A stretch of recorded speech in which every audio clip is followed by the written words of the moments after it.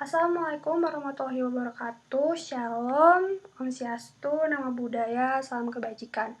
Perkenalkan, nama saya Benedikta Injina Feril. Saya salah satu mahasiswi dari Desain Komunikasi Visual Angkatan 2020 di Universitas Pendidikan Indonesia dengan NIM 2004505.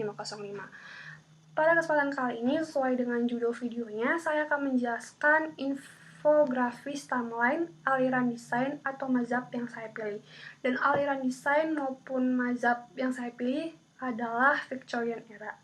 Berikut adalah hasil infografis timeline, aliran desain, Victorian era, buatan atau karya saya. Baik, selanjutnya saya akan menjelaskan secara singkat apa itu Victorian era. Jadi, Victorian era ini merupakan salah satu era di dalam sejarah Inggris. Sebelumnya, waktu era Victoria ini, Inggris diberi nama Britania Raya. Lalu, Victorian era ini merupakan urutan ke-12 dari 17 era yang berlaku di negara Inggris. Lalu, era Victoria ini tuh merupakan era di mana masa pemerintahannya paling lama daripada era-era yang berlaku di negara Inggris. Di mana era Victoria ini tuh mulai pada tahun 1837 sampai 1901. Sesuai dengan nama eranya, era ini atau periode ini tuh dipimpin oleh Ratu Victoria. Selanjutnya, secara moral dan politik, periode ini dimulai dengan berlakunya Undang-Undang Reformasi 1832. Apa sih itu Undang-Undang Reformasi 1832? Di mana isinya itu merupakan penjelasan atau perkenalan suatu sistem antara Inggris dan Wales. Karena pada saat Victorian era itu dimulai oleh negara Wales itu berusaha untuk memisahkan diri dari Inggris. Lalu dikatakan pada era Victoria ini tuh lebih ke religius, lebih agamanya ketat gitu. Dan yang terakhir dikatakan juga bahwa di era Victoria ini sudah terasa dampak dari revolusi industri. Selanjutnya, saya akan menjelaskan periode di era Victoria. Jadi di era Victoria itu dibagi di 3 tahap atau 3 bagian. Yang pertama ada Early Victorian, yang berlaku dari 1837 sampai 1848. Yang kedua ada Mid Victorian Art atau Pre-Raphaelites, yang berlaku dari tahun 1848 sampai 1870. Lalu yang ketiga ada Late Victorian yang berlaku dari tahun 1870 sampai 1900. Nah, selanjutnya saya akan menjelaskan apa aja sih yang ada di setiap periode tersebut. Yang pertama di Early Victorian. Tentunya di tahun 1837 Ratu Victoria naik tahta sebagai Ratu Britania Raya. Lalu pada tahun 1838 di era Victoria, arsitektur terinspirasi dari gaya gotik. Mengapa? Karena terpengaruh juga dari revolusi industri, di mana masyarakat Britania Raya ini tuh masa bosan karena pemandangan dan lingkungannya tuh dipenuhi oleh material seperti besi, aluminium, dan berbagai lainnya yang disebabkan atau penyebab itu dari dari si revolusi industri itu. Maka dari itu, seniman Britania Raya ini semacam flashback atau melihat kembali tentang keindahan gaya gotik, lalu membawa gaya gotik itu ke era Victoria. Selanjutnya di tahun 1840 muncul the first stamp atau cap pertama yang menggambarkan Ratu Victoria dengan warna hitam putih. Lalu di tahun yang sama juga 1840 muncul lukisan keluarga Ratu Victoria oleh Sir Edwin Windsor yang berjudul Windsor Castle in Modern Times. Jadi tuh di Early Victorian ini tuh karya ataupun seni lebih menampilkan atau menonjolkan tentang kemewahan dan keindahan. Lalu masyarakat Britania Raya ini memutuskan bahwa kemewahan dan keindahan itu dapat diungkapkan melalui gambar cetak wanita muda, anak-anak balita, lalu bunga-bunga, anjing, dan kucing. Kenapa anjing termasuk ke sesuatu simbol kemewahan bagi mereka? Karena sebelumnya tuh anjing merupakan hewan berburu untuk membantu peternakan dan berbagai lainnya. Tetapi di era Victoria ini, anjing menjadi hewan rumah atau hewan peliharaan yang ramah bagi keluarga. Selain itu, anjing itu untuk membeli atau mendapatkan seekor anjing itu memerlukan uang yang banyak karena harganya yang sangat mahal. Maka dari itu dianggap mewah oleh masyarakat Britania Raya pada saat itu. Lalu alasan mengapa Ratu Victoria ini melibatkan beberapa ekor anjing di dalam lukisan keluarganya, karena beliau ingin menunjukkan bahwa beliau dan masyarakat Britania Raya itu sama kesenangannya, lalu aktivitasnya, lalu refreshingnya tuh sama seperti masyarakatnya, yaitu berkumpul dengan keluarga dan bermain dengan hewan peliharaannya. Dan yang terakhir, di tahun 1843, ilustrasi A Christmas Carol karya John Leech merupakan ilustrasi dengan litografi terpopuler. Jadi pada era Victoria ini, percetakan yang terkenal pada era tersebut adalah litografi. Litografi adalah semacam percetakan yang menggunakan krayon, minyak, beserta batu kapur. Lalu ke periode kedua, yaitu Pre-Raphaelites atau Mid-Victorian Art.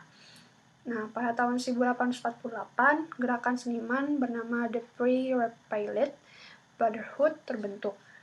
Siapa itu mereka? Mereka adalah seniman yang membuat karakteristik atau ciri khas lukisan di Mid-Victorian Art. Lalu di periode Mid-Victorian Art ini sebenarnya Inggris itu mengalami sebuah permasalahan dengan negara Paris, di mana pemerintah Inggris itu mengalami kelalaian terhadap menjaga wilayah mereka, salah satunya adalah perairan. Nah, selain itu, hal itu membuat bingung para masyarakat Britania Raya tentang kekuasaan negara Paris di wilayah mereka. Nah, tadinya pemerintah Inggris tuh udah berjanji untuk membereskan itu segera, tetapi kenyataannya tidak. Hal ini menyebabkan masyarakat Britania yang mengalami kesusahan atau kurang mampu kehilangan wilayah mereka sendiri. Oleh karena itu, beberapa seniman termasuk Jane Everett Millais itu berusaha untuk mengingatkan para masyarakat Britania Raya walaupun negara mereka sedang mengalami kesusahan, tetapi mereka harus ingat akan Tuhan atau akan Sang Pencipta, itu Tuhan Yesus. Nah, dari karyanya John Everett Millais ini yang dibuat pada Mid-Victorian Art, secara kilas kita bisa melihat itu hanya keluarga tukang kayu saja gitu yang mengalami sebuah kecelakaan eksiden kecil. Tapi setelah kita lihat secara jelas, sebenarnya tuh lukisan ini tuh menggambarkan tentang keluarga Tuhan Yesus, di mana sebenarnya juga keluarga Tuhan Yesus tuh merupakan keluarga tukang kayu. Dan kalau kita lihat dari anak kecil yang terkena kecelakaan kecil itu, sebenarnya anak kecil itu menggambarkan Tuhan Yesus. Kita bisa lihat dari luka tangan dan kakinya itu merupakan bekas dipaku salib. Selanjutnya, di tahun 1850, teknik litografi dikembangkan untuk kebutuhan iklan. Nah, ini disebabkan juga oleh revolusi industri, di mana pemesinan dan bagian lainnya mulai berkembang, lalu litografi juga mulai dikembangkan. Dan terdapat pencetakan yang lainnya, yaitu kromolitografi. Apa bedanya kromolitografi sama litografi? Kalau kromolitografi itu warna yang dihasilkan bisa lebih banyak dari litografi. Selain itu, alat maupun mesin yang digunakan tuh lebih modern daripada litografi. Lalu pada tahun 1851 diadakan pameran Great Exhibition pada tanggal 1 Mei sampai 15 Oktober 1851, di mana yang merupakan pameran karya industri semua bangsa atau internasional yang diadakan di Hyde Park, London. Lalu pameran ini tuh merupakan pameran budaya dan industri yang menjadi populer di abad 19.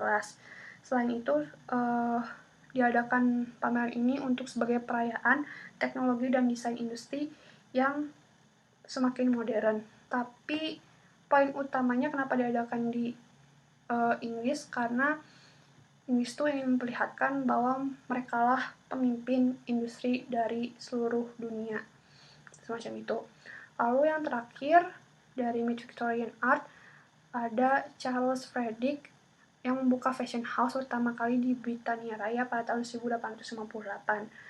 Nah, pada era ini, pada saat itu Charles Frederick Ward itu sebelumnya pergi ke Paris untuk mempelajari sebuah kesenian tentang fashion, lalu kembali lagi ke Britania Raya untuk membuat sebuah toko dan membuat desain fashion yang khas di Britania Raya tersebut. Selanjutnya di periode terakhir yaitu Late Victorian. Di tahun 1876, Alexander Graham Bell menemukan telepon. Ya, ini dikarenakan lagi karena revolusi industri. Lalu di tahun 1885 dikatakan bahwa Britania Raya ini tuh dan negara-negara lain tuh lebih mementingkan kemajuan mesin atau industri pada saat itu, lalu menelantarkan permasalahan-permasalahan masyarakatnya. Maka dari itu, beberapa seniman maupun salah satu seniman yaitu Hubert von Herkomer membuat sebuah karya yang salah satunya namanya Hard Times, yang menceritakan tentang keadaan atau kondisi masyarakat pada saat itu, di mana masyarakat ditelantarkan, lalu permasalahan masyarakat juga tidak diatasi dengan segera. Selanjutnya, di tahun 1887 sampai 1889, Menara Eiffel dibangun dengan desain era Victoria yang dibuat oleh Gustav Eiffel.